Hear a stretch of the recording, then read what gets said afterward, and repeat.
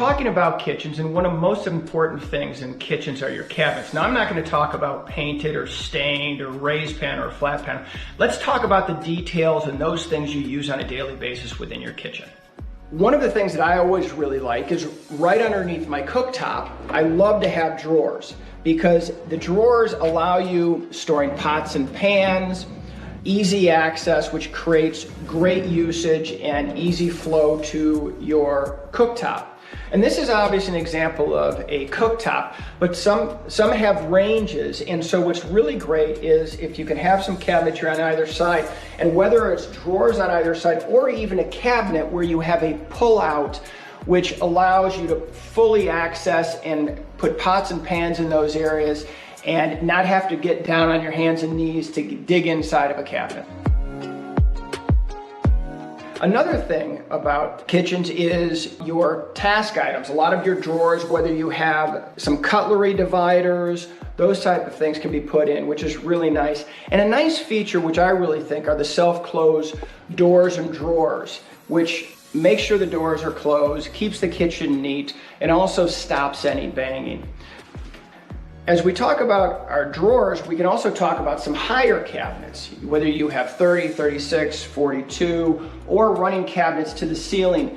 Obviously, we're all different heights, and so some of the higher cabinets may not be used, or you actually may need a step stool to access them. So you're thinking about that. What are you putting in the cabinets, and how high do you really need them for your storage? This is a great example of kind of a bank of cabinets, where we've got a refrigerator, we've got our microwave and oven combination, and we've got a nice drawer underneath that will allow storage for platters or cookie sheets or something like that, as well as some cabinetry up above, which you could always add, spice rack, do something that, and then obviously your higher cabinets for your less used kitchen needs. With your platters, you can have some skinny cabinets where you can slide your cookie sheets and platters in vertically, and even have dividers, which makes really easy access for those. And instead of having them stacked on top of each other, so you're pulling all of them out every time you want to access one, much easier access. And so these are things that you want to think about with your cabinet design, is you're thinking about your access and storage needs and how often you're using things in the kitchen, and then where you place those.